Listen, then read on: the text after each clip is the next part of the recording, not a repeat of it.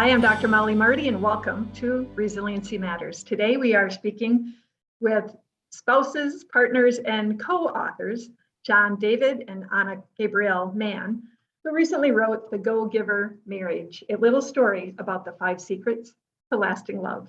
John is co-author of more than 30 books, and including the classic The Go-Giver series with Bob Burg.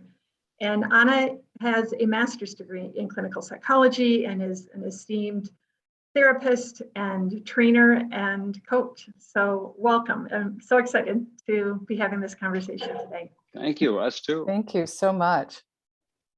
I know this is hot off the press. It's hot off my hands. I've been reading it, and I was chatting with you guys before the show, rereading it already and taking a lot of notes. And I really kind of want to start with the end in mind. Your summary chapter is titled Love is a Verb. And you write, love is a verb. It's not something that just happens and keeps happening on its own forever and ever till death do you part.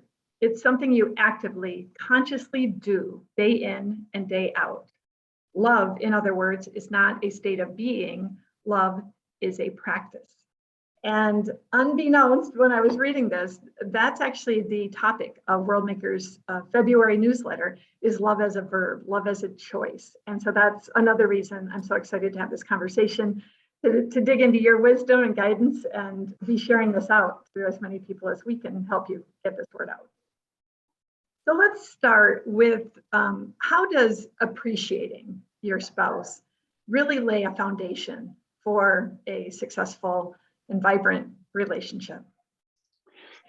I mean, I think it's a great example of this thing you said about love is a verb, because we all know how to appreciate. It's something that we knew how to do, and we did in the first flush of romance. When you first fall in love, you appreciate everything about the person. But it's something that typically fades because other things take precedence. We start having, over time, we have stresses and finances and family and household and career and the world. And we just start kind of assuming that the other person knows that we appreciate them, and we forget how to do it. We just take it for granted. And you can't take it for granted. You have to establish it as a practice, like brushing your teeth, or like that's something that you actually put energy into doing every day. Or the marriage, the relationship, the love, the long-term lasting love will start to fade. And you talk about we can have a positive flow in a marriage and that type of cycle, or we can get into this negative downspin. How do you turn that to the viewers that are listening and they're not in that practice of appreciating their partner? How do you start to turn this around? Well, the first way you turn it around is to recognize that you can either, you have a neurological loop happening where your amygdala is firing on things that are either negative or positive. And, you're keeping score, if you will, or noticing the things. So if you're in a negative spiral with your partner, you're going to be in what we see as the opposite of appreciation, which is criticism. And when you're criticizing someone, you're looking for all the ways that they're not fulfilling their duties to the relationship in some way or another, whether they leave their socks on the floor or they didn't pick up their teacup from the coffee table, whatever it is that gets under your skin and bothers you. When you bring it back up, you're in the negative loop of criticizing, and criticism will completely dismantle a relationship over time. So to change it is to actually take action to really line up things every day that you notice that your partner does and take a moment to appreciate them. I would add to that too. It's almost like people are familiar with the idea of a gratitude list, because that's been very popular in recent years. It's when you find yourself slipping into a mindset of criticism, as Anna's saying, whether it's spoken or even you're just starting to have the thoughts like, I wish he'd pick up his socks, or I wish he'd do things differently. When you feel that starting to happen, train yourself to flip into, what am I grateful for about this person? What specifically do I love about this person? What is it about this person that lights up my day? And then, and this is the key thing, give it a voice, speak it, say it. Chase your partner down for a month, say, excuse me, honey, I gotta tell you, and tell them the thing that you love about them. It takes 30 seconds. And it can even feel a little bit awkward at first. It can feel like a muscle you haven't used for some years because, you know, as I said, when you're a person that flush, you were telling your partner about everything that they did, what was amazing. But it may feel a little bit rusty. That's okay. It's okay if it's awkward. It's okay if it's clumsy. Just do it. Just do it a couple times a day. And it starts to become a neurological groove, as Anna says. And you start to get into the habit of looking for the positive and saying it, expressing it. And in reading your book, you know, I'm in an appreciative, I think, marriage. We show each other, or we certainly, I think we feel it more than we say it, I would say. And that's pretty common. So it really was a great invitation for me to be more vocal about it. I think that giving voice to it and being really specific. So example, my Monty, I call him my husband, was, you know, he runs and he stays in shape. And I think that's great. But then I can take that appreciation, and whether it's a comment of how great he looks in those running tights, or, you know, he's adding on life and longevity and to spend more time with me and maybe our grandkids someday, right? That type of specificity. And then it seems to, you know, we're talking about working on ourselves, right? Being the one to show appreciation, but talk about that dynamic it can start creating within the relationship. Well, the dynamic is powerful. And one of the things that we say in the book, and that I say all the time in my work with individuals versus couples, is that it only takes one person in the marriage to practice the secrets in order for the entire tone of the marriage to change. And even the most difficult person, if you are appreciating them 3 to 5 times a day, they will warm up. They will loosen up and get a lot. You know, you'll see a shift in them because they're not accustomed to it. Because when the dynamic is bickering, or when the dynamic is criticism, or the dynamic is even ambivalence and just kind of ignoring each other and going your own way, the minute you start sharing your appreciation for somebody, you're giving them attention that they were not expecting and that they didn't solicit. And it's very powerful. And people really do respond to it. It's very early, the primary need. I mean, it's primary narcissism, the earliest stage of development when we need to be appreciated and loved for just being there. And that kind of appreciation really does spark a deep feeling of love and affection between people. I think that's such an important point, Anna, to reaffirm to our viewers and hopefully your readers, is that while you might look at this type of book and go, oh, yeah, my husband would never sit down and read this book, or my wife would think this is, you know, pooey, that this process starts with you. And it's a process of investing in yourself and investing in your relationship. But really, you know, I think that that's where your work matches up with ours so strongly about world making, right? We all have that responsibility. We're charged to creating our world and then our little corner of the world. And that certainly starts with ourselves, and it starts at home.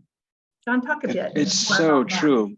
It's so true. You know, if you want to change the world, make your bed, right? It's that kind of spirit. It's so true because, you know, and Anna, there's a character in the book. The book, by the way, is in 2 halves. Those of you who have not read the book, the first half is called The Parable, and it's a story like other Go-Giver books that illustrates these principles. It's a modern day parable. The second half is called The Practice, and Anna wrote the second half, and it's really unwrapping the principles and lessons of the story and giving them kind of in a how-to guide format so that you can practice them in your actual lives. And there's a character in the story that started out in life as a marriage therapist and says she changed her practice to being a marriage coach, where she would just coach individuals. And that's actually Anna's story. That's what she did. And the reason for that is that when you work on your marriage, you don't actually work on your marriage, you work on yourself. That's how you change your marriage. You work on yourself and how you are with that other person. You work on yourself and how you behave with them, how you receive them, how you interact with them. But you can't work on the other person. You can't work on your husband or work on your wife or work on your significant other. They're autonomous. They're their own being. They're their own boss. You can work on yourself. And so, you know, it's not an uncommon thing where you'll see somebody will say, well, I'd like to work on a marriage, but my husband's never going to therapy, or my wife would never go along with this. It's like Mollie says, they don't have to. What has to happen is you start, you set the tone, you make a shift, And as both Mollie and Anna were saying, it's like, you make that shift, it's startling how powerfully that can shift the whole tone of the marriage. And we're going to talk more in our second half together about that, wanting to take that easy path of controlling or fixing the other person. And that's Yes. a whole other, big part of your book and addressing that. But John, I was really curious as I'm reading this, because I know you're the storyteller and the parable is written so beautifully. So much substance coming forth. So I figured Anna had her hand in guiding that. And yet, I see both of you throughout. But again, I just want to read a little quote, and it's emphasizing about being present, about being there for the other person, to show that you will take care of them, tune into them, see what they need, sense what they want, notice what they love, paying attention, not just to appreciate them, right, but taking that next step of helping them feel that appreciation through these meaningful actions. And those words brought back my mother bringing coffee, every morning to my dad in bed, or it brought just these moments of it within my own marriage, or Yes. you almost just can hear what works for some couples, and that. You also make that point that this path for every relationship is so very different. It has its own fingerprints and own, walks and talks, and, talk a bit about that. Like, we're talking about a shared universal practice of love. But this can show up very, very differently. Relationship by relationship. To really show your love to somebody, you need to know who they are. You need to find out what they love. You need to find out what's special for them. What do they appreciate? What do they want? What do they need? What makes their lights light up? Yeah. And Anna will tell you that one of her favorite things about me is I bring her a cup of hot tea in bed in the morning. Is this a really big deal? No, it's a simple deal. But it starts our whole day in a way that, that is special for both of us. I love it as much as she does. Yeah, it's the little actions. And I say little just because for many couples, they are so small, but it's little things like, bringing someone a cup of tea, or giving, I have one client who gives her husband a half an hour just to read the paper and sit in a cozy chair when he gets home every night, because he needs complete silence and he needs to separate and just have some quiet. And that's her gift. And it's a beautiful thing when people can really recognize what it is the other one needs and then give it to them. So I think just one more point I want to make before we hit our first break is you could look at that as giving your spouse space, right? That's an action. You make the point that sometimes it's as important of what we don't do than what we do, right? So you could also look at that, like, I'm not going to talk to him when he needs silence. I'm not going to, right? So you're looking at both sides of that, certainly what you're doing. But perhaps for some of us, we need to be not doing some of our habitual responses. Can you talk about that? Takes empathy. Yeah, sweetheart, go ahead. Oh, well, the things that we shouldn't be doing could be a very long laundry list. Since we're going to break.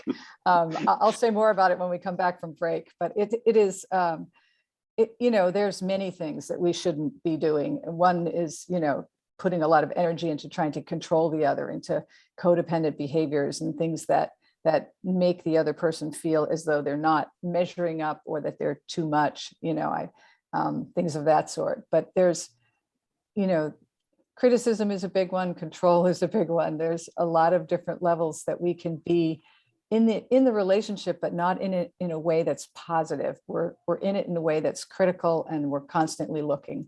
And those are all things that in the long run will take their toll. People will start to pull back from each other, because that's how people initially lose intimacy, is that they back away because it's too critical, it's too controlling, and they pull themselves back in the relationship. So much more to talk about when we return. More discussion on a long-lasting and loving relationship. Stay tuned.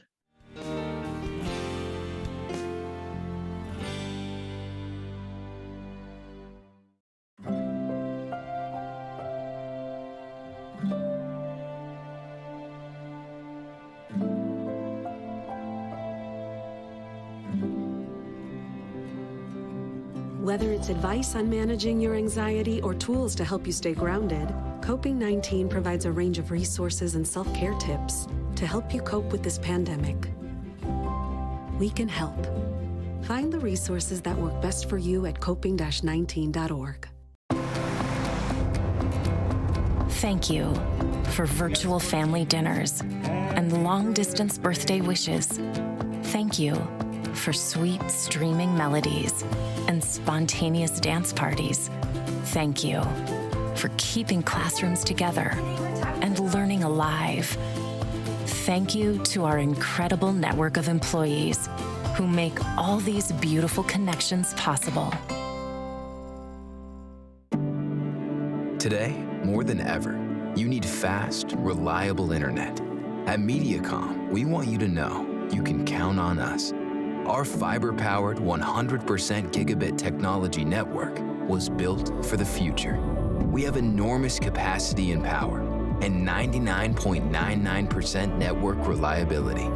So even though these are uncertain times, we're prepared, and you can be certain we'll keep your world connected.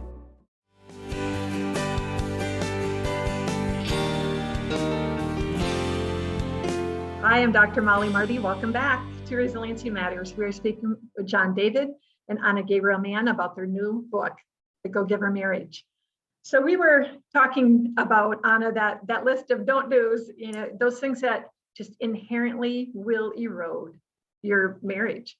Do you want to pick up on that? One that really, I guess, in a context, if people are just joining us, you have that pattern where when things get tough, people kind of withdraw or go to their own corners. And that can also be caused when you're the target of criticism or even just simply not being seen, not being appreciated. So let's talk about that in that context of how do we turn toward our partner when times are tough and not isolate into our own corner. I think that it's hard to turn toward your partner when you are being attacked.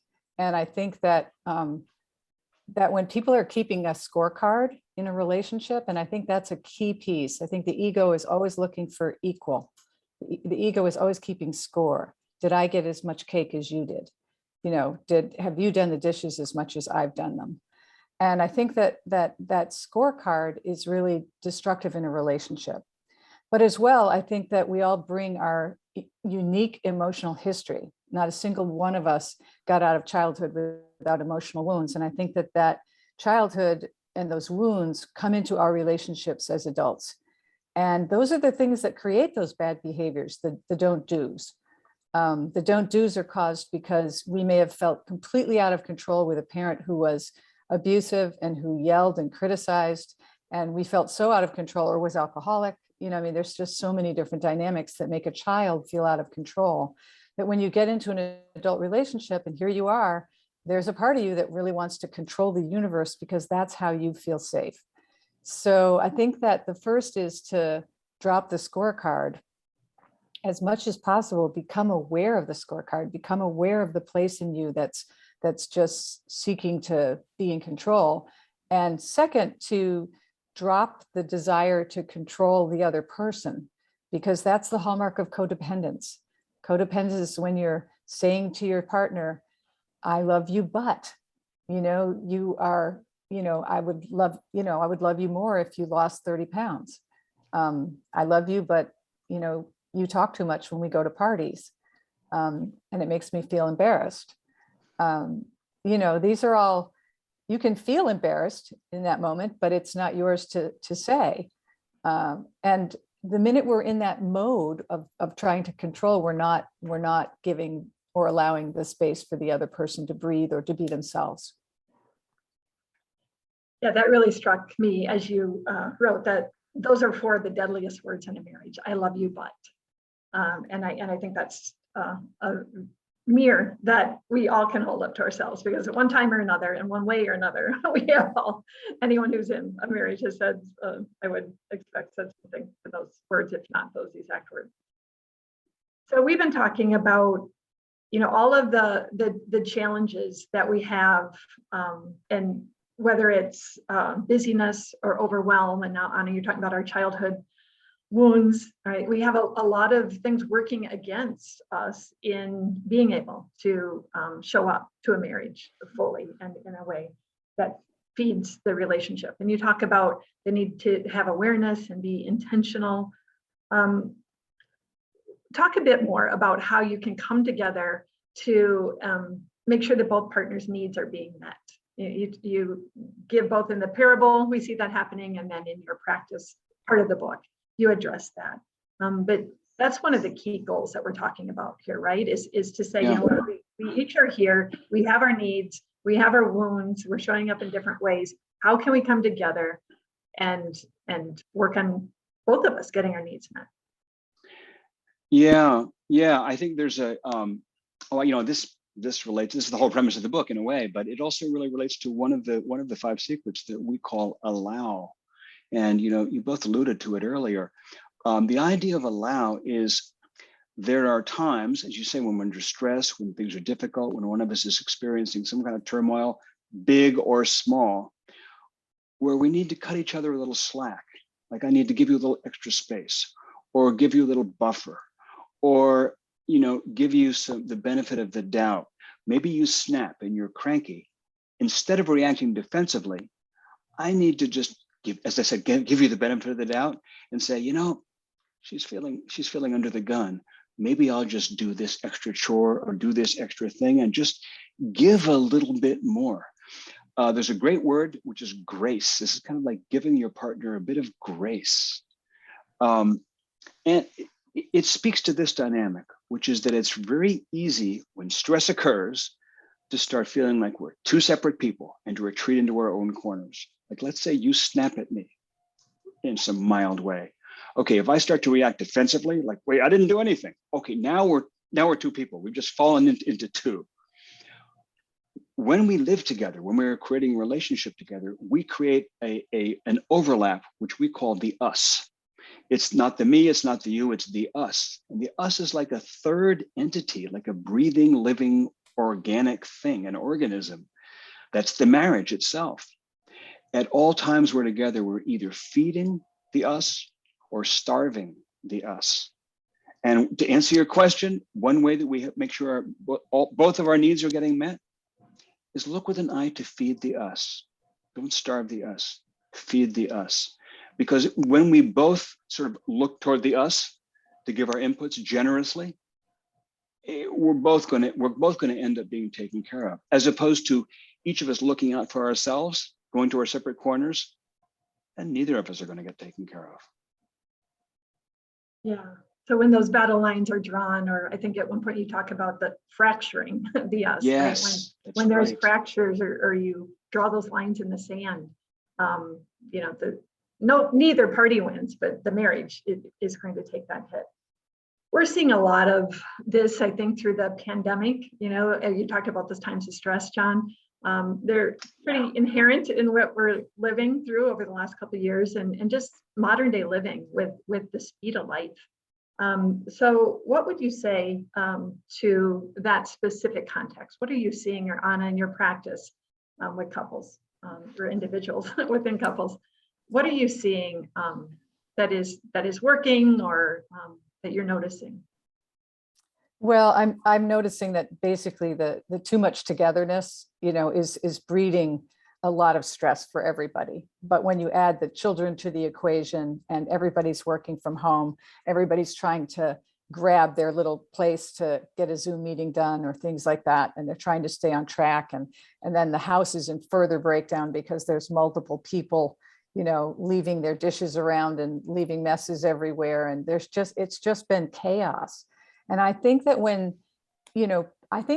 as adults we're aligned with short-term stress, but I think when you're in a situation that brings long-term stress, like the stress of taking care of an elder parent, or the stress of and having them live in your home, or the stress of the pandemic where kids are out of school, parents are both trying to work from their computers, and everyone's in the same house at once, and there's noise, etc., that it's very, very stressful. And a lot of people's, a lot of that innate place that just wants to snap is really present. And that's what I've been seeing.